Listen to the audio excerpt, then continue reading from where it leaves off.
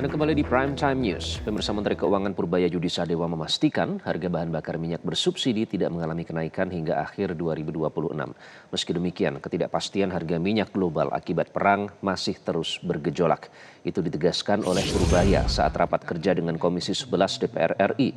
Pihaknya mengaku sudah menghitung berbagai kemungkinan gejolak harga minyak mentah dunia hingga 100 US dollar per barrel rata-rata sampai akhir tahun. Tidak hanya itu, Purbaya menyebut APBN 2026 masih memiliki bantalan tersendiri dari saldo anggaran lebih yang saat ini mencapai 420 triliun.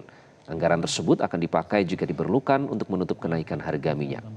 Pada APBN 2026, harga minyak mentah diasumsikan sebesar 70 dolar Amerika per barrel. Namun, Kementerian Keuangan sudah menghitung skenario jika rata-rata harga minyak naik hingga 100 dolar Amerika per barrel sampai akhir tahun. 2025 yang lalu tidak tahu pada waktu itu.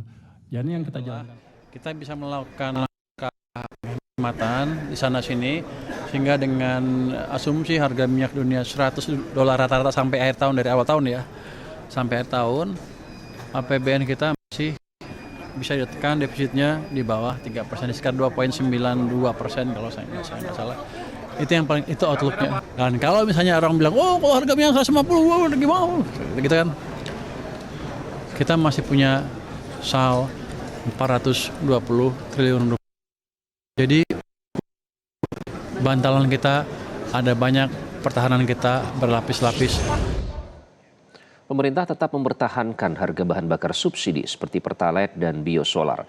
Sementara itu terkait kenaikan BBM non-subsidi masih dalam kajian. Menko Perekonomian Airlangga Hartarto menyampaikan pihaknya masih mengkaji kenaikan BBM non-subsidi. Pihaknya akan mengumumkan titik terang kenaikan BBM non-subsidi bila sudah merampungkan hasil kajian. Namun demikian, harga bahan bakar minyak subsidi tidak akan naik hingga tutup tahun 2026.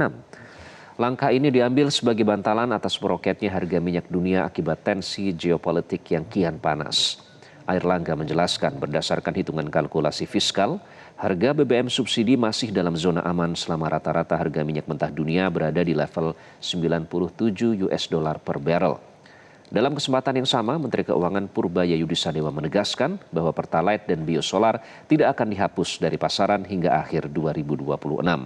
Ia menjamin meskipun subsidi membengkak, angka defisit anggaran tetap akan dijaga di bawah batas aman 3% PDB sesuai undang-undang. Dan Pertamina ini sudah memutuskan untuk tidak menaikkan harga BBM bersubsidi. Jadi sekali lagi, BBM bersubsidi itu adalah Pertalite dan solar. Dan nanti Pak Menteri Keuangan akan menjelaskan selama harga minyak tidak lebih dari 97 secara rata-rata, maka harga BBM ini bisa kita pertahankan sampai bulan Desember tahun ini. Tetapi BBM bersubsidi kan ada dua, yaitu biosolar dan Pertalite. Ini supaya jelas ya.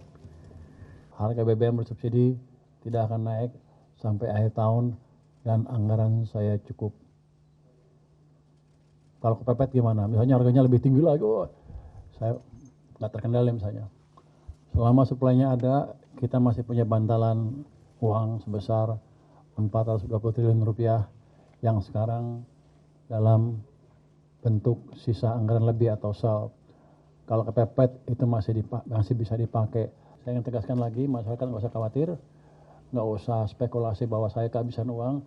Gini-gini uangnya banyak nih, kayak benghar, kaya lah.